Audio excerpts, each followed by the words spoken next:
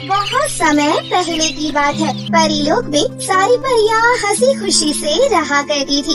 उसी परीलोक में खुशबू नाम की एक परी भी रहती थी। खुशबू परी बहुत ही समझदार और ईमानदार परी थी।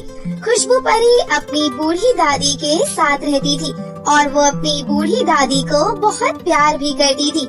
ऐसे ही एक दिन खुशबू परी कहती है, दादी आप चिंता मत कीजिए, आपने मेरे लिए जो भी कष्ट सहे हैं, एक दिन देखना वो सब सफल हो जाएंगे। मैं परीलोक के जादुई स्कूल में पढ़ लिख कर बहुत ही बेस्ट परी बनूंगी और लोगों की सेवा करूंगी और आपका नाम रोशन करूंगी।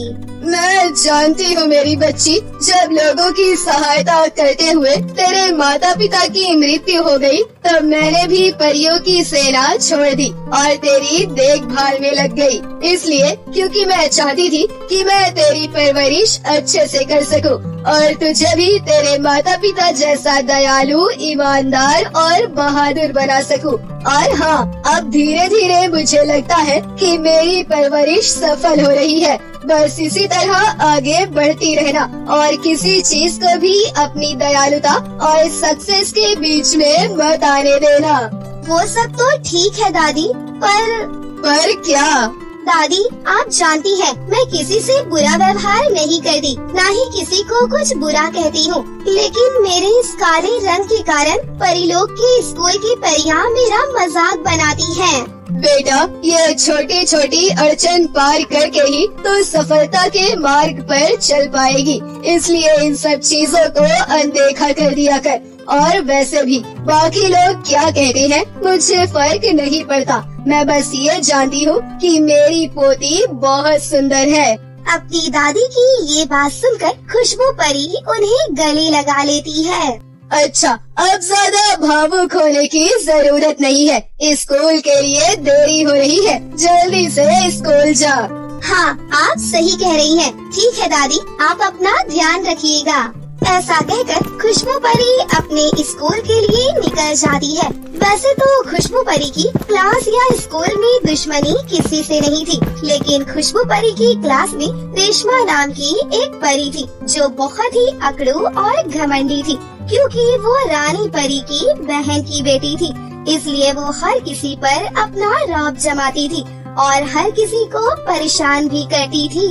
लो, आ गई कोयले की दुकान। मुझे तो समझ ही नहीं आता ये स्कूल वाले ऐसी बदसूरत परियों को एडमिशन ही क्यों देते हैं। ऐसी परियों को देखकर तो मेरा सारा मूड खराब हो जाता है। बात तो तुम्हारी बिल्कुल सही है। हमारा स्कूल परीलोक में सबसे फेमस है, इसलिए हमारे जादुई स्कूल में ऐसी परियों का एडमिशन बैन कर देना चाहिए। कभी कभी तो मुझे बहुत डर लगता है, कहीं इस बदसूरत और काली परी के आसपास रहकर मैं भी इसके जैसी ना हो जाऊं। हाँ, तभी तो मैम ने इसे सबसे लास्ट की कॉर्नर की सीट दी है, ताकि ये सभी खूबसूरत परियों से दूर रहे। खुशबू परी ये सब बातें सुनती तो है, परंतु वो अपनी दादी की बात मानकर रेशमा और करीना परी की बातों को अनदेखा कर देती है और अपनी सीट पर जाकर बैठ जाती है। इसी तरह आए दिन रेशमा और करीना परी किसी न किसी बात को लेकर खुशबू परी का मजाक बनाया करती थी, लेकिन खुशबू परी उनकी बातों पर ध्यान नहीं देती थी, जिससे कई बार रेशमा और करीना परी चिढ़ भी जाया करती थी। ऐसे ही एक दिन खुशबू परी सबसे जल्दी स्कूल पहुंच जाती है और फिर जैसे ही वो अपनी सीट पर बैठने वाली होती है तो वो देखती है कि उसकी सीट पर एक छिपकली है। क्योंकि खुशबू परी छिपकली से बहुत डरती थी, इसलिए वो एकदम से पीछे हट जाती है। हे ऊपर वाले, ये छिपकली यहाँ कैसे आई? खुशबू परी उस छिपकली को भगाने की बहुत कोशिश करती है, लेकिन वो छिपकली वहाँ से नहीं हिलती। जिसके बाद खुशबू परी आगे वाली बेंच पर आकर बैठ जाती है। फिर कुछ ही देर में रेशमा और करीना परी भी स्कूल आ जाती हैं। जैसे ही रेशमा परी देखती है कि उसकी सीट पर खुशबू परी बैठी है, तो रेशमा परी के गुस्से का पारा हाई हो जाता है। तेरी हिम्मत कैसे हुई मेरी सीट पर बैठने की? तुझे पता नहीं है क्या कि तेरी सीट कहाँ है? या फिर ये तूने जानबूझकर किया है? तुझसे कितनी बार कहा है कि हम लोगों से दूर रहा कर। अगर हम लोग तेरे आसपास रहे तो हम भी तेरे जैसे काले हो जाएंगे। मैं जानबूझकर तुम्हारी सीट पर नहीं बैठी हूँ। मेरी सीट पर एक छिपकली है और मुझे छिपकली से बहुत डर लगता है, लेकिन फिर भी मैंने उसे भगाने की कोशिश की, परंतु वो वहाँ से नहीं हिल रही थी, इसलिए मैं यहाँ आकर बैठ गई। अरे तुम तो पूरी बात उल्टी ही बता रही हो। तुम छिपकली से नहीं बल्कि छिपकली तुम जैसी बदसूरत परी को देखकर डर गई होगी। बेचारी छिपकली, और सुबह सुबह उसको क्या देखना पड़ गया। ऐसा कहकर रेशमा और करीना परी हंसने लग जाती है। खुशबू परी को उनकी बातों का बुरा तो लगता है, लेकिन वो कुछ नहीं कहती। और फिर जब वो पीछे मुड़ती है तो देखती है कि छिपकली वहाँ से जा चुकी है, इसलिए वापस से वो अपनी सीट पर आकर बैठ जाती है। कुछ ही देर में उनकी क्लास टीचर उर्मिला परी भी आ जाती है। बच्चों, जैसा कि मैंने आप लोगों को बताया था कि कुछ दिनों में हमारे स्कूल में एक फंक्शन होने वाला है, पर मुझे डेट कंफर्म नहीं है, लेकिन अब कंफर्म डेट आ चुकी है। इसलिए अब हमें इस फंक्शन में शो करने के लिए कुछ परफॉर्मेंस करने वाले चाहिए। कुछ बच्चे चाहिए जो नाटक कर सके, कुछ बच्चे चाहिए जो डांस कर सके, और कुछ बच्चे चाहिए जो सिंगिंग कर सके।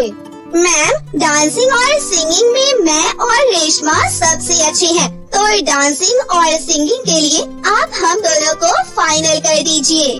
हाँ, मैंने तुम दोनों का डांस देखा है और तुम्हारी आवाज भी अच्छी है, इसलिए तुम सिंगिंग भी कर लोगी। क्लास के बाद ऑडिटोरियम में आकर तुम मुझे अपने नाम लिखवा देना। मैम, मुझे लगता है कि हम दोनों की एक्टिंग भी बहुत अच्छी है, इसलिए हम दोनों नाटक भी बहुत अच्छे से कर सकते हैं। इससे आपका ही फायदा होगा। आपको ज्यादा बच्चों को ट्रेन करने की जरूरत नहीं होगी, हम दोनों ही काफी हैं। आइडिया तो अच्छा है। ठीक है, तुम दोनों क्लास के बाद ऑडिटोरियम में आ जाना। उसके बाद हम तुम्हारी परफॉर्मेंस के बारे में डिस्कस कर लेंगे। खुशबू परी भी ये सब बातें ध्यान से सुन रही होती है, क्योंकि खुशबू परी को भी बहुत अच्छी डांसिंग और सिंगिंग आती थी और वो बचपन से ही अपना ये टैलेंट सबके सामने दिखाना चाहती थी, लेकिन कभी उसे मौका ही नहीं मिला। इसलिए उसे ये मौका बिल्कुल सही लगता है। यही सही मौका है। मुझे उर्मिला मैम के पास जाना चाहिए और उनसे बात करनी चाहिए। फिर क्लास खत्म होने के बाद करीना और करिश्मा परी उर्मिला परी के पास चली जाती है। उसके थोड़ी देर बाद ही खुशबू परी भी वहीं पर पहुंच जाती है। खुशबू परी को देखकर उर्मिला परी पूछती है, खुशबू परी, तुम यहाँ क्या कर रही हो? मैम, मैं भी इस फंक्शन में पार्टिसिपेट करना चाहती हूँ। मुझे डांसिंग और सिंगिंग बहुत अच्छी आती है। आप चाहें तो मेरा ट्रायल भी देख सकती हैं। प्लीज मुझे भी सेलेक्ट कर लीजिए। हो सकता है खुशबू कि तुम्हारी डांसिंग और सिंगिंग अच्छी हो, पर क्या मैम? पर मैं तुम्हें सेलेक्ट नहीं कर सकती, क्योंकि डांसिंग और सिंगिंग परफॉर्मेंस के लिए मुझे खूबसूरत परियां चाहिए, और तुम तो जानती ही हो कि तुम कितनी काली हो। हम तुम पर कितना भी मेकअप कर ले, लेकिन तुम स्टेज पर अच्छी नहीं लगोगी। उम्मीद करती हूँ तुम मेरी बात समझ रही हो। खुशबू परी कुछ नहीं कहती और आँखों में आंसू लिए वहाँ से निकल जाती है और फिर घर आकर अपनी दादी की गोद में खूब रोती है और अपनी दादी को सारी बात बताती है। दादी, हर बार क्यों मेरे कालेपन को मेरे टैलेंट और मेरी काबिलियत के सामने रख दिया जाता है? क्या इंसान का रंग इतना मायने रखता है? नहीं बेटा, ऐसा बिल्कुल भी नहीं है। ये तो केवल लोगों की छोटी सोच है। तुम काली माता को जानती हो, उनके तो नाम में ही काली आता है, लेकिन वो कितनी शक्तिशाली है ये तुम भी जानती हो। और पृथ्वी लोक के लोग उनकी पूजा करते हैं, उन्हें कितना मानते हैं। बेटा, रंग से कोई फर्क नहीं पड़ता। इंसान का मन से अच्छा होना, ईमानदार होना और बहादुर होना ही खूबसूरती की पहचान है। अब रोना बंद करो। मैं अपनी बहादुर बच्ची को ऐसे रोते हुए नहीं देख सकती। इसके बाद खुशबू परी वो दिन अपनी दादी के साथ ही बिताती है। यहाँ दूसरी ओर स्कूल में करीना और रेशमा परी अपनी परफॉर्मेंस की प्रैक्टिस में लगी होती है। धीरे धीरे समय ऐसे ही बीत जाता है और फंक्शन का समय आ जाता है। खुशबू परी उस दिन स्कूल नहीं जाना चाहती थी, लेकिन दादी के समझाने पर वो स्कूल जाती है। जब वो स्कूल पहुंचती है तो स्टेज के पीछे उर्मिला परी को बहुत चिंता में पाती है, जिसके बाद खुशबू परी उर्मिला परी के पास जाती है। क्या हुआ मैम, सब ठीक तो है ना? आप इतनी चिंता में क्यों लग रही हैं? पता नहीं खुशबू परी, अभी तक रेशमा और करीना परी स्कूल नहीं आई। नेक्स्ट परफॉर्मेंस हमारी क्लास की ही है, पता नहीं अब क्या होगा। उर्मिला परी ये सब कह ही रही होती है कि तभी वहाँ पर प्रिंसिपल आ जाती है। उर्मिला मैम, नेक्स्ट परफॉर्मेंस तुम्हारी क्लास की है। मैं रिक्वेस्ट करती हूँ कि ये बहुत ही अच्छी होनी चाहिए, क्योंकि अभी तक एक भी क्लास की परफॉर्मेंस अच्छी नहीं रही और हमारी मेन गेस्ट यानी कि रानी परी बहुत बोर हो रही है। मैं नहीं चाहती कि हमारे स्कूल की बेइज्जती हो जाए, इसलिए अपनी परियों को अच्छे से तैयार रखना। ऐसा कहकर प्रिंसिपल वहाँ से चली जाती है और उर्मिला परी बहुत ज्यादा चिंता में पड़ जाती है। तभी वहाँ पर करीना और रेशमा परी आ जाती है, लेकिन उन दोनों के हाथ और पैरों में चोट लगी होती है। अरे ये क्या हो गया तुम दोनों को? हमारा रास्ते में एक छोटा सा एक्सीडेंट हो गया, जिस वजह से हम लेट भी हो गए। हमें माफ कर दीजिए मैम, पर अब हम ऐसी हालत में परफॉर्मेंस नहीं दे पाएंगे। रेशमा परी की ये बात सुनकर तो उर्मिला परी अपना सर पकड़ लेती है। तभी उर्मिला परी के कंधे पर हाथ रखते हुए खुशबू परी कहती है, मैम आप परेशान मत होइए, अगर आप चाहें तो रेशमा और करीना परी की जगह मैं एक अच्छी परफॉर्मेंस दे सकती हूँ। जैसा कि मैंने आपको बताया था, मुझे डांसिंग और सिंगिंग आती है और एक्टिंग में तो परियां कमाल होती ही है। अगर आप इजाजत दें तो मैं 2 मिनट में तैयार होकर स्टेज पर जा सकती हूँ। मुझे माफ कर दो खुशबू परी, मैंने तुम्हें तुम्हारे रंग के कारण सेलेक्ट नहीं किया। इसके बावजूद भी तुम मेरी इतनी मदद कर रही हो। ठीक है, चलो अब ज्यादा देर नहीं करते, तुम मेरे साथ ड्रेसिंग रूम में चलो। मैं तुम्हें ड्रेस दे देती हूँ और तुम्हारा मेकअप भी कर देती हूँ। ठीक है मैम। इसके बाद उर्मिला परी खुशबू परी का बहुत सुंदर सा मेकअप कर देती है, जिसके बाद खुशबू परी स्टेज पर जाती है और अपना टैलेंट दिखाती है। खुशबू परी की डांसिंग और सिंगिंग देखकर पूरी ऑडियंस और रानी परी भी बहुत ज्यादा खुश हो जाती है।